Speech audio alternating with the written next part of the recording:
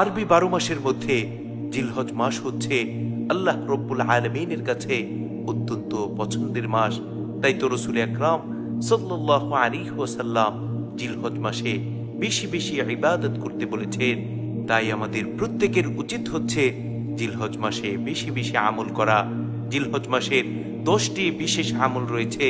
তার মধ্যে নম্বর 1 হচ্ছে যারা কুরবানি করবে, যাদের কুরবানি করার সামর্থ্য রয়েছে এবং যাদের কুরবানি করার সামর্থ্য নেই, তারা যেন ঈদের দিন কুরবানি করার আগ পর্যন্ত নিজের নখ, চুল, গোঁফ, শরীরের অবাঞ্ছিত লোমগুলো না কাটে, বরং কুরবানি করার পর যেন এগুলো পরিষ্কার করে।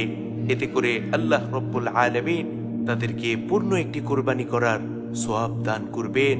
সুবহানাল্লাহ, সুবহানাল্লাহি ওয়া বিহামদিহি, সুবহানাল্লাহিল আযীম। 2 নম্বর আমল হচ্ছে জিলহজ মাসে বেশি বেশি রোজা রাখা, বিশেষ করে আরাফার দিনে রোজা রাখা। কেননা আল্লাহ রাসূল সাল্লাল্লাহু আলাইহি ওয়াসাল্লাম বলেন, যে ব্যক্তি আরাফার দিন রোজা রাখবে, আল্লাহ রব্বুল আলামিন ওই ব্যক্তির আগের 1 বছর এবং পরের 1 বছরের গুনাহ মাফ করে দিবেন।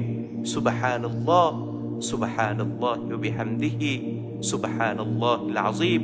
3 নম্বর আমল হচ্ছে জিলহজ মাসে বেশি বেশি আল্লাহর জিকির করা।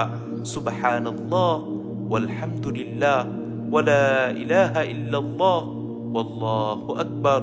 এই জিকিরগুলো বেশি বেশি করা। নম্বর 4 হচ্ছে জিলহজ মাসে বেশি বেশি তাকবীর পাঠ করা। আল্লাহু আকবার, আল্লাহু আকবার, লা ইলাহা ইল্লাল্লাহ, ওয়াল্লাহু আকবার, আল্লাহু আকবার, ওয়ালিল্লাহিল হামদ। এই তাকবীরগুলো বেশি বেশি পাঠ করা। নম্বর 5 হচ্ছে জিলহজ মাসে বেশি বেশি আল্লাহ রব্বুল আলামিনের সন্তুষ্টির জন্য তার রাস্তায় দান সদকা করা। আল্লাহ রব্বুল আলামিনের সন্তুষ্টি লাভের আশায় মানুষের কল্যাণে নিজের অর্থ, সম্পদ এবং সময়কে ব্যয় করা, অর্থাৎ অধিক পরিমাণে দান সদকা করা। নম্বর 6 হচ্ছে জিলহজ মাসে বেশি বেশি কুরআনুল কারীম তিলাওয়াত করা। কেননা কুরআনুল কারীম তিলাওয়াত হচ্ছে সর্বোত্তম ইবাদত। আর যেহেতু আল্লাহ রব্বুল আলামিনের কাছে জিলহজ মাস অত্যন্ত পছন্দের মাস, তাই এই মাসে বেশি বেশি কুরআন তিলাওয়াত করা। নম্বর 7 হচ্ছে জিলহজ মাসে নফল ইবাদতগুলো বাড়িয়ে দেয়া। কেননা নফল ইবাদতের মধ্য দিয়ে আল্লাহ রব্বুল আলামিনের নৈকট্য হাসিল হয়। আর জিলহজ মাস আল্লাহ রব্বুল আলামিনের কাছে অত্যন্ত পছন্দের মাস, তাই এই মাসে বেশি বেশি নফল ইবাদত করা। নম্বর 8 হচ্ছে জিলহজ মাসে খুব আন্তরিকতার সাথে নিজের কৃতকর্মের জন্য, নিজের গুনাহের জন্য ক্ষমা চাওয়া, তওবা করা। বিশেষ করে আরাফার দিনে খাস দিলে তওবা করা।